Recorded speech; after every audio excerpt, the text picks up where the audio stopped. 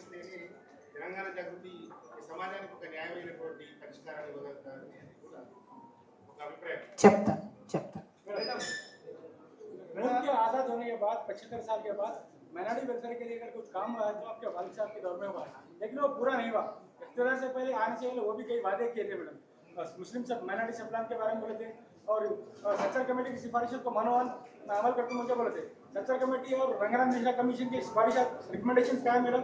Minority SC और सवाल पूछिए सर। ये सवाल नहीं है, एससी और एसटी से भी मुसलमान पसमानदा यानी कि बैकवर्ड है, तो उनके बराबर उनको कंसेशन मिलना, कॉन्स्टिट्यूशन कंसेशन मिलना मैडम। तो ना आपके साबिक में ना सपना ना आ गया, ना ही हमारे लिए कोई स्टार्टअप इंडिया जैसी कोई स्कीम माइनॉरिटी यूथ के लिए, एंटरप्रेन्योर्स के लिए पेश की गई। आपका स्टैंड क्या रहेगा? कल आपको अगर मौका मिला तो आप इस पर किस तरीके से काम करें? Thank you. Political power is the master key, there is no doubt.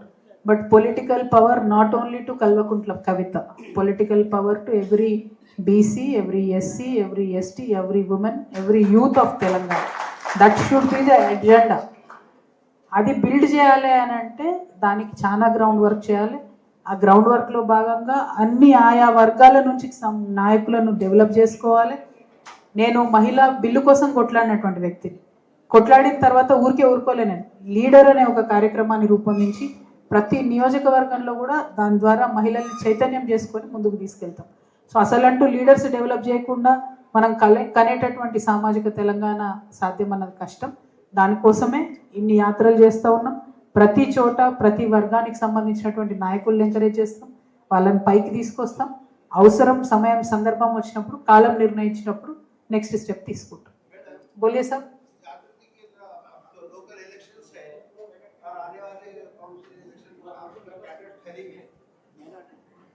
बोलिए ना, टायरिंग क्या पूछ रहे हैं? अच्छा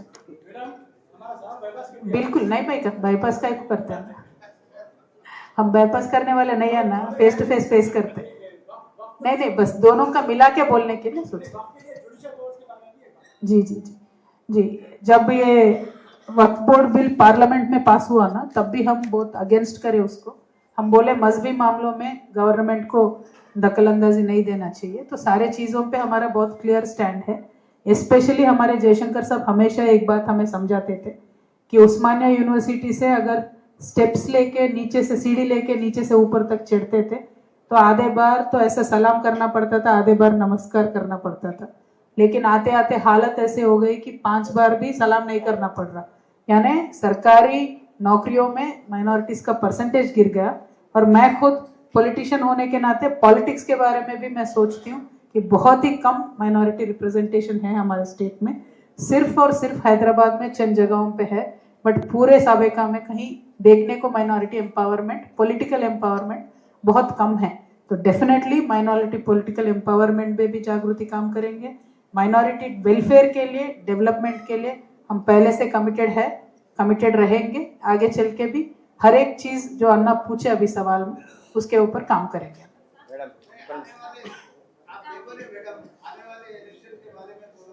वो बाईपास कर दिया।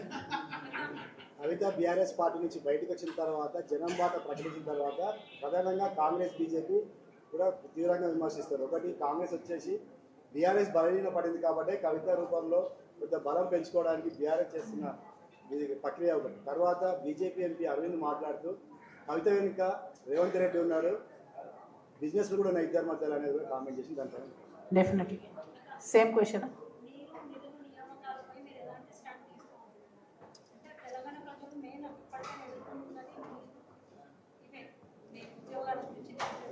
థ్యాంక్ యూ ఒకటి, కవిత ఫస్ట్ నుంచి ఇండిపెండెంట్ ఉన్నది, ఇప్పుడు కూడా ఇండిపెండెంటే ఉన్నది. నా వెనుక ఎవరు లేరు, నా ముందు మాత్రం ప్రజలు ఉన్నారు. ఖచ్చితంగా ప్రజలతో కలిసి నడుస్తాం.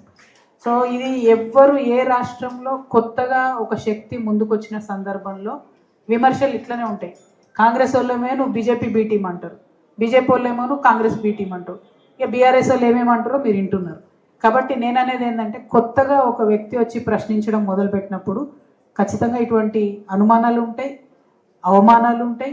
వాటన్నిటినీ దాటుకుంటాం, ప్రజల దగ్గరికి పోతాం, వారికి ఎక్స్ప్లెయిన్ చేస్తాం. ఇప్పుడు నేను ఎన్నిసార్లు చెప్పినా కూడా ప్రజలకు నమ్మకం కుదరాలని లేదు. అది కేవలం నా నడత వల్లనే తెలుస్తుంది, నా స్టాండ్ వల్లనే తెలుస్తుంది. టైం పడుతుంది దానికి. సో నేను మాత్రం ఇదే విధంగా ప్రజల ముందుకెళ్తాను, ప్రతి జిల్లాలో కూడా వెళ్తాను, తిరుగుతాను. నీళ్లు నిధులు నియామకాల్లో నీళ్లు ముఖ్యమంత్రి గారు ఘోరంగా నెగ్లెక్ట్ చేస్తున్నారు. పాలమూరు రంగారెడ్డి లాంటి ప్రాజెక్టులు పూర్తి చేయడం అన్నది వారి చారిత్రక బాధ్యత అవుతుంది. వాటిని విస్మరిస్తే మహబూబ్ నగర్ జిల్లా ప్రజలు ఎన్నటికీ కూడా ముఖ్యమంత్రి గారిని క్షమించరు. నియామకాల విషయంలో చాలా అన్యాయం జరిగింది. మొన్న గ్రూప్ 1లో కూడా ప్రెసిడెన్షియల్ ఆర్డర్ తుంగలోకి దొక్కి 8 మంది మన ప్రాంతానికి సంబంధం లేనటువంటి వాళ్ళకు కూడా ఉద్యోగాలు ఇవ్వడం జరిగింది. నేను దాని మీద కూడా చీఫ్ జస్టిస్ ఆఫ్ ఇండియా గారికి సుమోటోగా తీసుకోండి అని లేఖ రాసిన, అది నిన్ననే చేరినట్టుగా తెలిసింది నాకు. వారు ఏం నిర్ణయం తీసుకుంటారో వెయిట్ చేస్తూ ఉన్నాం. నిధులకు సంబంధించి చాలా దుర్వినియోగం జరుగుతుంది కాంగ్రెస్ ప్రభుత్వంలో. ఒక పక్క కేసీఆర్ గారు మొత్తం ఖజానా ఖాళీ చేశారు, నేను వచ్చేదో సక్కదిద్దుతా అని చెప్పినటువంటి ముఖ్యమంత్రి గారు ఇప్పటి వరకు దాదాపుగా 2.5 లక్షల కోట్ల డబ్బులు అప్పు తీసుకొచ్చిండ్రు. అయినా ఫీజు రియంబర్స్మెంట్ ఇస్తలేరు, అయినా పెన్షన్లు పెంచుతలేరు, అయినా 6 గ్యారెంటీలలో వాళ్ళు చెప్పిన ఏ ఒక్కటి కూడా చేయనటువంటి పరిస్థితి, బోనస్ ఇవ్వనటువంటి పరిస్థితి, సంపూర్ణంగా వడ్లు కొననటువంటి పరిస్థితి. సో తెచ్చినటువంటి డబ్బులు డెఫినెట్గా మిస్యూజ్ అయినాయి. నిధుల విషయంలో కూడా వారిని వదిలిపెట్టకుండా ప్రశ్నిస్తాం. ఫ్యూచర్లో తెలంగాణ జాగృతి ఆధ్వర్యంలో ఒక షాడో క్యాబినెట్ వేస్తాం.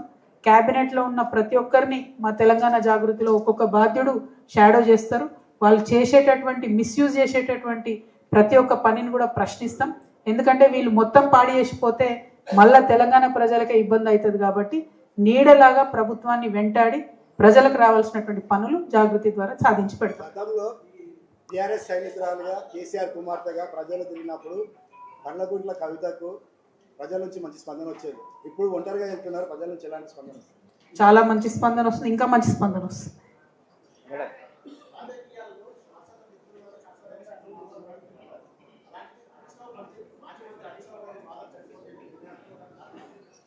బ్రదర్ చెప్పు, ఏమో అడుగుతున్న క్వశ్చన్. ఇప్పుడు ఆనాడు మీ ఎంబడి ఎంతమంది ఉన్నారో మీకు తెలుసు. ఉమ్మడి మహబూబ్నగర్ జిల్లా వ్యాప్తంగా తెలంగాణ ఉద్యమకారులు ఈరోజు వాళ్ళ భార్యల మంగళసూత్రాలు అమ్మి ఈరోజు వాళ్ళ జీవనాన్ని కొనసాగిస్తారు. వాళ్ళకి ఈ రోజు వరకు ఎటువంటి న్యాయం జరగలేదు. ఇక్కడ మీరు చూస్తుంటారు చాలామంది మీ పేరు పెట్టి కూడా మీరు పిలుస్తారు. ఏది వాళ్ళ భవిష్యత్తు ఏంటి? 10 ఏళ్ళు దగ్గర 12 ఏళ్ళు సేమ్ అదే కోవలకు నేను కూడా వస్తాను. దగాపడ్డ